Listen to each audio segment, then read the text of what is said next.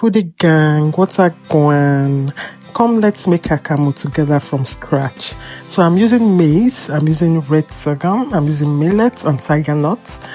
These grains, they give a delicious, nutrient-rich fermented cereal that's very nice for breakfast or when you're weaning your baby. So let's dive into the process. So I'll be using 4 cups of red sorghum. After this, I would go on to my maize, use 6 cups of yellow maize. You can use white maize as well. And I'll be using millet. You know millet used for kunu. So I'll be using 2.5 cups for that one. Here, that's what I'll be using. I'll also be using tiger nuts. You'll see that before the end of the video. So just do well to watch till the end.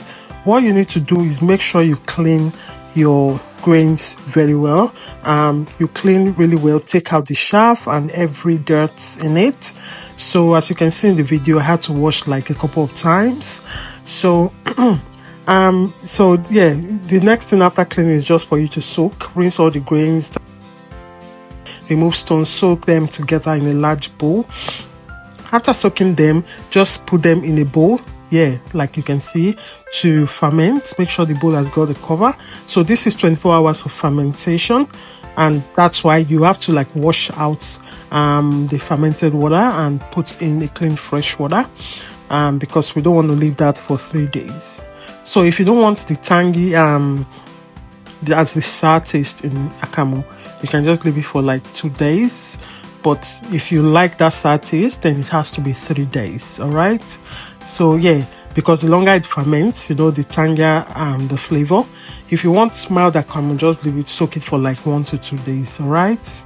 So now you can see how fermented that is. That's just 48 hours of fermentation. Now we're going through the same process of rinsing and putting in clean water. Cover for another 24 hours, which will be the final day, and this is 3 days of fermentation. You can see how fermented that has become, and it's still in the process of fermenting.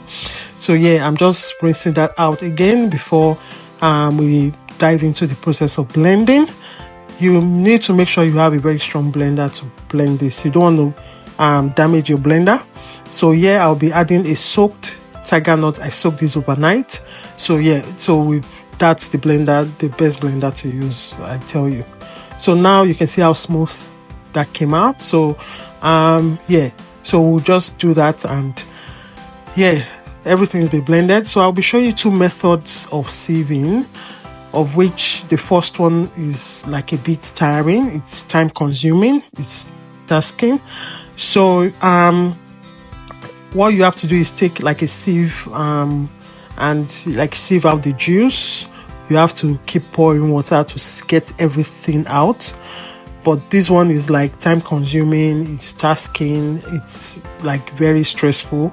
That's for me. It depends, you might like it, but I would prefer the latter. So you just place a clean cheesecloth or whatever over a large bowl, like you can see, and pour the blended paste into the cloth and sieve and squeeze out the liquid, adding water as needed to extract as much starch as possible. You can see me extracting. My hands are very clean, they've been thoroughly washed. So when you extract the juice as much as you can like this, you'll be left with Akamu water, which is a starchy liquid in the bowl, and the chaff inside the cloth. So you have to discard the chaff. And one thing about the second method is you need to rinse the cloth as many times as possible before putting in a new Akamu into the cloth, okay? If not, we don't want to have chaff in while enjoying our Akamu. So that's the reason I'm rinsing before using it again. So I just advise you do the second method because it's faster, So here I'm almost finishing. That's the last scoop. So after this scoop, then we go into the process of leaving the starch to settle and ferment, all right, for another 24 to 48 hours, all right. So it depends on how sour you want it to be. If you don't want it too sour, you can just leave it for a couple of hours or maximum 24 hours. But if you want it really sour, you can leave it for 48 hours. So that's the chaff we've gotten out. that is useless to me, but if you've got pets as birds or goats, they like eating that. So here we've taken out the starch, that's the juice, and we would have to leave it for 24 hours to ferment and settle.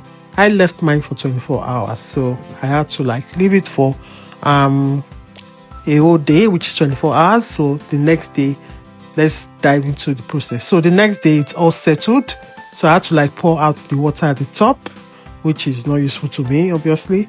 And so after pouring out the water, get as much water as you can out from the container. Then all you have to do like is just to, you know, store it. Like you put it in a this is like a potato bag. I got that from the shops because I couldn't get like a big bag to use.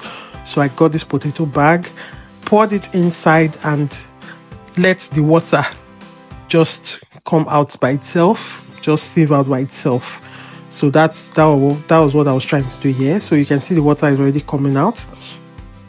So yeah, that's about it. That's the process. No big deal. So I had to put like mortar and something on it to get more water out. You can see the water is already like coming out. So yeah, that was no big deal. So here it's all done. It's now like fermented, it's thick, and now I have to try and wrap it in small portions with either plastic or sealed container in the fridge. So it can last up to 1 week refrigerated, or it can last longer if you freeze it.